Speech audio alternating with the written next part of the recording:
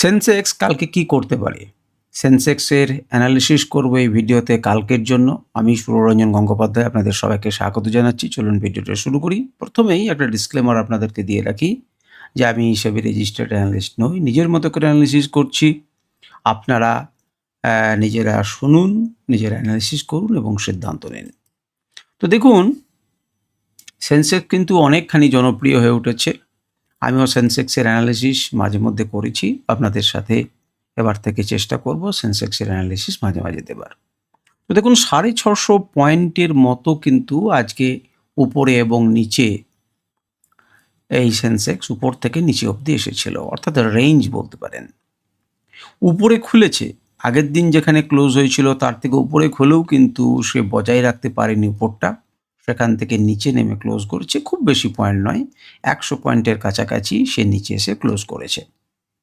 আপনারা যদি একটুখানি দেখেন নিচের দিক থেকে তার রেঞ্জ কি সমাচার, কোন জায়গাতে দাঁড়িয়ে রয়েছে, আমরা মাল্টিপল টাইম ফ্রেম অ্যানালিসিস করব এবং চেষ্টা করব।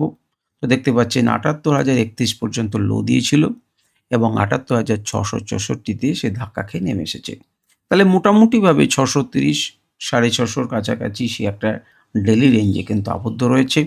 আগের দিনের ক্লোজের থেকে উপরে খুলেছিল ২০০-২৫০ পয়েন্ট বা ২০০ পয়েন্ট, ২৫০ পয়েন্ট উপরে, কিন্তু দেখুন মার্কেট কিন্তু টেনে নামিয়েছে। আমরা দেখার চেষ্টা করব মাল্টিপল টাইম ফ্রেমে যে কীরকম জায়গাতে রয়েছে। যারা অ্যানালিসিস প্রথমবার দেখছেন সেন্সেক্সের, তারা একটু প্রথম থেকে মন দিয়ে দেখুন, আপনাদের কাজে লাগবে। প্রথমে খালিতে মাল্টিপল টাইম ফ্রেমে যে অ্যানালিসিস করব তার মধ্যে প্রথমেই মান্থলি টাইম ফ্রেমে আপনারা নিফটির অ্যানালিসিস দেখেছেন। এখন সেন্সেক্স ধীরে ধীরে যথেষ্ট জনপ্রিয় হয়ে উঠেছে এবং যারা অপশন ট্রেডিং করেন তাদের জন্য এটি একটি ভালো জায়গা। তো যাই হোক, তাকিয়ে দেখুন এই জায়গাতে একটি ডবল টপ তৈরি হয়েছে। আমি যেমন করে আপনাদেরকে দেখিয়েছি, এখান থেকে ডবল টপ থেকে মার্কেট নিচে এসেছে, আবার উপরে গিয়েছে, আবার নিচে এসেছে। এবারে নিচে এসে সে উপরের দিকে যাওয়ার চেষ্টা করছে। একটুখানি যদি মন দিয়ে তাকিয়ে দেখেন তাহলে দেখবেন যেখানে কিন্তু তার একটি রেজিস্ট্যান্স এরিয়া রয়েছে বা একটি লেভেল রয়েছে।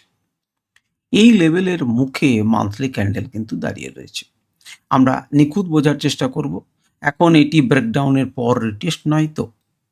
রিটেস্ট নয়, সেটিকে করতে গেলে পরে সেন্সেক্সকে উপরে কিন্তু ক্লোজ করতে হবে মান্থলি ক্যান্ডেলে। জুলাই মাসে যদি ক্লোজ করে দেয় সেটা বেটার।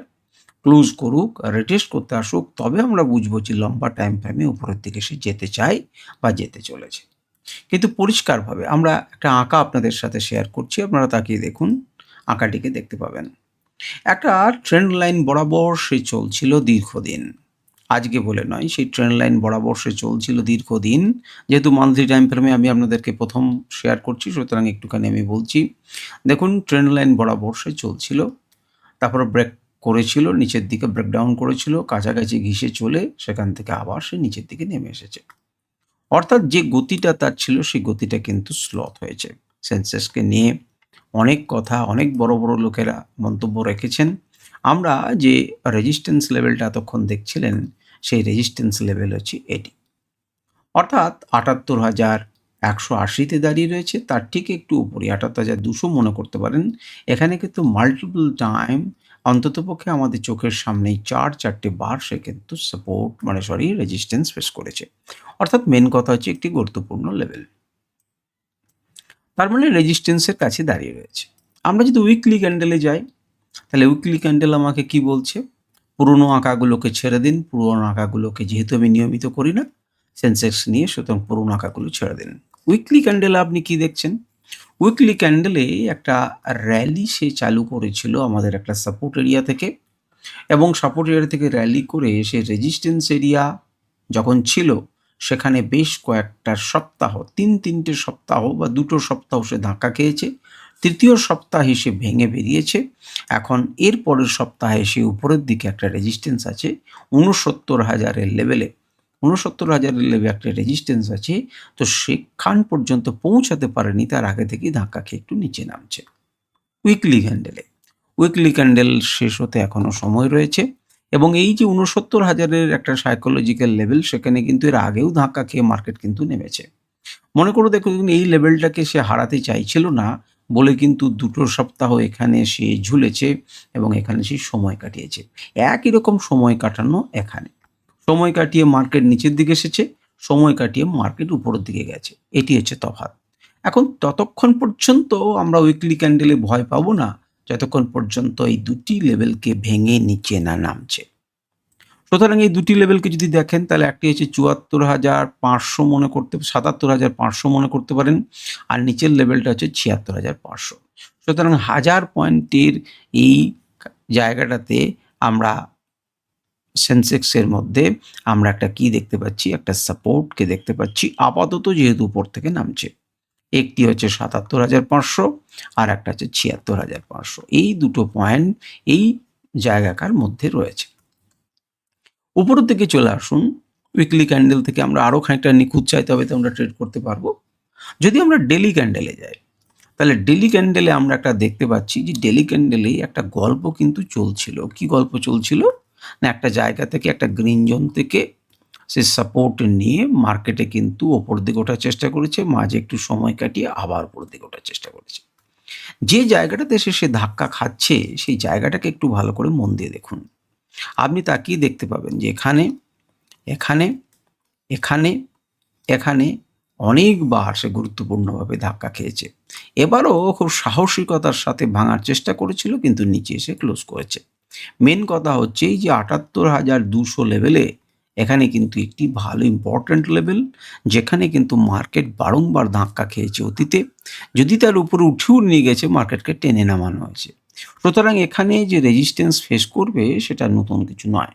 কিন্তু রেজিস্ট্যান্স ফেস করার পর এই যে আমাদের গ্রিন দাগ আছে, সেই গ্রিন দাগের উপরে যদি ক্লোজ করে সাস্টেন করতে পারে, তাহলে একটির পর একটি লেভেল কিন্তু আমরা সেন্সেক্সের ক্ষেত্রে দেখতে পারি। আর যদি ধাক্কা খেয়ে নিচে পড়ে, তাহলে নিচের দিকে আসবে। তো আমরা এখানে একটু নিখুঁত হয়ে এই সেন্সেক্সের লেভেলগুলোকে আমরা একটু দেখতে চাই। তো তার জন্য আমি দুটি ইন্ডিকেটরকে ব্যবহার করব। প্রথমেই আনরাইভেলড ইন্ডিকেটরকে ডেলি টাইম ফ্রেমে আমি ব্যবহার করছি। এখানে কিছু লেভেল আপনারা দেখবেন। এই গল্প যে উপরের দিকে চলার যে গল্পটা, সেই গল্পটা শুরু হয়েছিল ৭৪,০৬৫-র উপরে। যদিও তার নিচে শর্ট লেভেল, তো ৭৪,০৬৫-র উপরে গল্পটা চালু হয়েছিল এবং গল্পটা চলছিল। এই দুটো মিলে একটি জোন, এই জোনটাকে ক্রস করেছে, তার উপরের জোনে ধাক্কা খেয়েছে ৬-৭ নাম্বার লেভেল, আপনারা জানেন রিভার্সাল। এই কাছাকাছি থেকে মার্কেট আবার উপরে গিয়েছিল, ৮ নম্বরে ধাক্কা খেয়েছে, নিচে এসেছে। এখানে বেশ কিছুটা সময় কাটিয়েছে, লোগুলোকে উপর দিকে তুলে নিয়ে গেছে এবং মার্কেট আরেকটি রিভার্সাল জোন ৯-১০-এর কাছাকাছি, টার্গেট নাম্বার ৯-১০-এর কাছাকাছি হিট করার পর তাকে ভেদ করে উপরের দিকে যাওয়ার চেষ্টা করেছিল, কিন্তু যেতে পারেনি। তাহলে অ্যাকর্ডিং টু এই ইন্ডিকেটরে আমরা লেভেল কিছু পাচ্ছি আমাদের ট্রেড করার জন্য। সেই ট্রেড করার জন্য লেভেলগুলো আপনারা চোখে তাকিয়ে দেখতে পাচ্ছেন। ৭৮,৩৫৪, ৭৮,৩০০, যার উপরে যতক্ষণ পর্যন্ত না মার্কেট যাবে, ততক্ষণ পর্যন্ত আপনি নেক্সট লেভেলের গল্প করতে পারবেন না। এবং গল্পটা কিন্তু অনেকখানি পয়েন্টের, ৬৯,০০০, ৭৯,৩৪০, মোটামুটি ১,০০০ পয়েন্টের একটা গল্প। সুতরাং এখান থেকে যদি সাপোর্ট নেয়, তবে উপরের দিকে ভাবনা চিন্তা হবে। আর যদি এখানে রিটেস্ট করে নিচের দিকে নামে, তাহলে ৭৭,০০০, ৩৫০, ৩৭০, এটাও ১,০০০ পয়েন্ট দূরে রয়েছে। এর মাঝামাঝি কোনো পয়েন্ট কি রয়েছে? প্রাইস অ্যাকশন কি বলছে? প্রাইস অ্যাকশন বলছে এইরকম জায়গাতে যে ধাক্কাটা রয়েছে, এই ধাক্কাটাতে এসে কিন্তু মার্কেট কি করতে পারে? একটা সাপোর্ট নেবার চেষ্টা করতে পারে। সেন্সেক্স সেখানে দাঁড়াতে পারে এবং তারপর উপরে যেতে পারে। অ্যাকর্ডিং টু প্রাইস অ্যাকশন কিন্তু এরকম গল্প হতে পারে। আমি এর সাথে আপনাদেরকে একটা অন্য লেভেল দেখাচ্ছি, সেটা হচ্ছে সিগন্যাল লেভেল। রিসেন্টলি যে বাই সিগন্যাল এসেছিল, এই ইন্ডিকেটর অনুযায়ী রিসেন্ট, সেটা হচ্ছে ৭৪,০০০। ওখানে যেটা অনেক আগে দেখেছিলেন, এটা ৭৪,০০০-এ কনফার্ম হওয়ার পর দিয়েছে। তাকিয়ে দেখুন, ৬-৭ থেকে রিভার্স হয়ে মার্কেট ঘোরার চেষ্টা করেছে।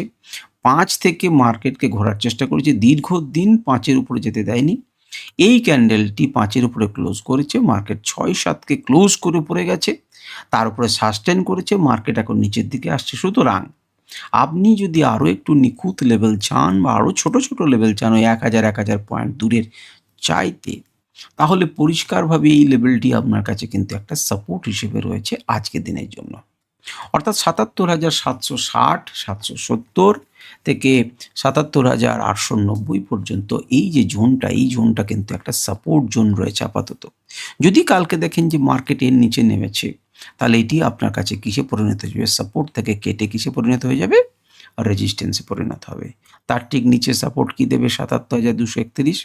আর উপরের দিকে যদি মার্কেট এখানে সাপোর্ট নিয়ে উপরের দিকে যায়, তাহলে যদি এতটা একদিনে যেতেও পারে, নাও যেতে পারে, সেটা আলাদা কথা। কিন্তু ৬৯,১২০, ২০০ মোটামুটিভাবে আপনার কাছে কি হয়ে যাবে, টার্গেট হয়ে যাবে যদি এখান থেকে সাপোর্ট নিয়ে চলে। অবশ্যই আপনারা মনে রাখবেন যে একটার পরে একটা রেজিস্ট্যান্স লেভেলকে তার জন্য পেরোতে হবে, তবে কিন্তু উপরের দিকে যাবে। আর মার্কেট যদি কোনোভাবে এই লেভেলের নিচে নামে, তাহলে যেখান থেকে সে ধাক্কা খেয়েছিল, অর্থাৎ যেটি তার রেজিস্ট্যান্স লেভেল ছিল আগে, যে থেকে ভেঙে উপরে উঠেছে, সেটি পুনরায় আবার ওর কাছে রেজিস্ট্যান্স লেভেল নেবে, এবং সেক্ষেত্রে আমাদের টার্গেট ৭৭,২৩১। যদি মনে করেন মার্কেট এখানে খুললো এবং টুকটুক করতে করতে উপরের দিকে যাচ্ছে, তাহলে আপনি জানবেন যে এটা কিন্তু রেজিস্ট্যান্স হিসেবে প্লে করবে। এখন রেজিস্ট্যান্সে বাই করলে পরে বা সেল করলে, মার্কেট যখন সেল করবেন বা আপনি কলপুট যা করবেন, যদি আপনি সেল করেন মার্কেটকে, তাহলে আপনার স্টপ লস হবে তার উপরে। যদি উপরের দিকে চলে যায়, তাহলে আপনি তখন স্টপ লস নিয়ে, স্ট্রিক্ট স্টপ লস নিয়ে কিন্তু বেরিয়ে যাবেন। তো এই হচ্ছে মোটামুটিভাবে আমাদের দুটি। এবারে আপনাকে আমি দুটো ইন্ডিকেটরকে একসাথে ব্যবহার করে দেখাচ্ছি এবং লেভেলসগুলোকে আপনারা অনেকখানি ক্লিয়ারলি বুঝতে পারবেন। দেখুন, ঘাবড়াবার দরকার নেই। মার্কেট যদি এই লেভেলের নিচে নেমেছে, এটি আমাদের আনরাইভেলড লেভেল, তার মানে আপনি আরও কুচি ছোট ছোট কয়েকটা লেভেলকে পেয়ে গেলেন। নোট করে নিন, আপনারা কাজে লাগবে আপনাদের। এবারে চলে আসুন ডেলি টাইম ফ্রেম থেকে আমরা চলে আসছি, সেটা হচ্ছে আমাদের ১ ঘন্টা টাইম ফ্রেম। ১ ঘন্টা টাইম ফ্রেমে সেন্সেক্স কিন্তু একটা কিসে ছিল দেখতে পাচ্ছেন, একটা গতি ছিল, একটা ট্রেন্ড লাইন বরাবর বা একটা চ্যানেল বরাবর কিন্তু সে চলছিল। আজকেই কিন্তু সেই চ্যানেলটাকে ব্রেক করেছে এবং প্রপার রেজিস্ট্যান্স, এই রেজিস্ট্যান্স আমাদের আগে থেকেই আঁকা আছে, যদিও আপনারা সেটা দেখেননি।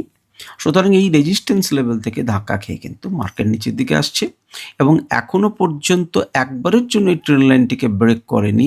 এই ট্রেন্ড লাইনটিকে প্রথম ব্রেক করলো এবং নিচের দিকে এসেছে। যদি খুব মাইনরলি দেখেন, তাহলে দেখবেন এই রেজিস্ট্যান্স থেকে ভেঙেছে এবং উপরে গিয়ে রিটেস্ট করেছে এবং তারপর নিচের দিকে আসার চেষ্টা করছে। হিসেব অনুযায়ী মার্কেট এখানে আসা উচিত এবং এখানে এসে একটা সাপোর্ট নেওয়া উচিত। লেভেলটি কত?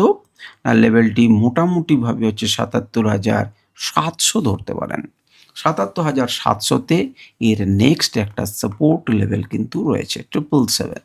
৭৭,৭০০ একটা সাপোর্ট রয়েছে। যদি তার নিচে ভেঙে আসে, তার মানে তার নিচে স্ক্রিনশট নিন, চ্যানেলগুলোকে দেখুন কোন জায়গাতে চ্যানেলগুলো করা হয়েছে এবং সেই অনুযায়ী সাপোর্ট রেজিস্ট্যান্স এঁকে রাখবেন।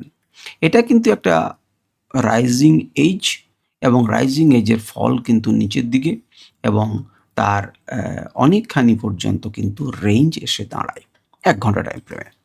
এবারে চলে আসি, চলুন ১৫ মিনিট টাইম ফ্রেমে। ১৫ মিনিট টাইম ফ্রেমেও সেম জিনিস আপনি দেখতে পাবেন। একটা র্যালি একই রকম করে আপনাদেরকে আমি দেখিয়ে রেখেছি যে একই রকমভাবে একটা র্যালি কিন্তু আমরা দেখতে পাচ্ছিলাম।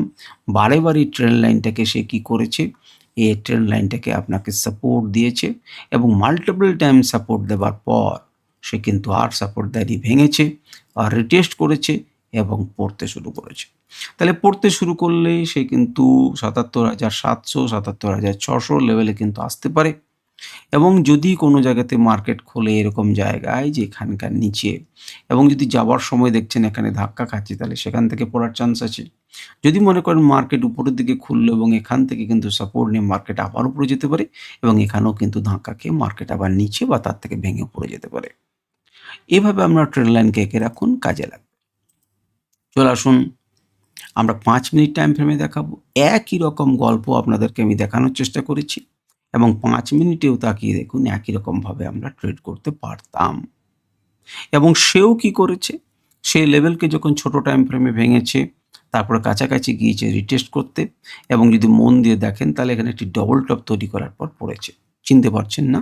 তো চলুন আমি আপনাদেরকে একটু বড় করে দেখাই এবং ডবল টপ কিভাবে চিনতে হয় বা কিভাবে আমরা দেখতে পাবো সেটাকে দেখিয়ে দেখুন। দেখুন, চোখ বন্ধ করে আপনি দেখতে পাচ্ছেন দুটো টপ এবং একটি এম প্যাটার্নের মতো জায়গা। সেটিকে যে মুহূর্তে ব্রেক করেছে, মার্কেট নিচের দিকে এসেছে খুব সুন্দরভাবে। তাহলে ট্রেন্ড লাইনকে যখন ব্রেক করলো, তারপর উপরের দিকে গেল, এই চকমাতে ভুলে গেলে চলবে না। এটা ওয়ান কাইন্ড অফ রিটেস্ট করতে গেল বা লিকুইডিটি নিতে গেল এবং তারপর কিন্তু মার্কেটকে কী করলো, ফেলে দিল এবং আমাদের যে আগে থেকে সাপোর্ট লেভেল ছিল সেই পর্যন্ত একটা ভালো মুভ কিন্তু এলো।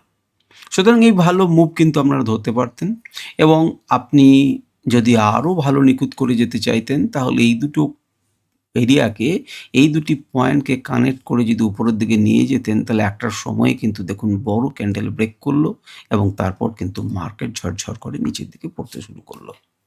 তো এই হলো মোটামুটিভাবে সেন্সেক্সের আলোচনা অ্যানালিসিস। কালকে আপনারা ৫ মিনিট টাইম ফ্রেমে যারা ট্রেড করবেন তারা কেমনভাবে বা কোন লেভেলগুলোর নজরে রাখবেন আমি সেটা দেখালাম। বড় টাইম ফ্রেমে, ছোট টাইম ফ্রেমেও সেভাবে করবেন। যদি নিচের দিকে পড়তে থাকে তাহলে মার্কেটে এই দুটো লাইনকে যোগ করবেন। এই দুটো লাইন যোগ করে কিন্তু আপনাকে একটা সাপোর্ট প্লে করতে পারে, সেটা হচ্ছে ৭৭,৯০০ লেভেল। যদি মার্কেট এখানে থাকে এবং প্রথম ক্যান্ডেলই ভেঙে না যায় তাহলে এখান থেকে কিন্তু একটা সাপোর্ট নিতে পারে। মার্কেট এখান থেকে একবার চেষ্টা করেছিল, এখান থেকে একটা চেষ্টা করেছে।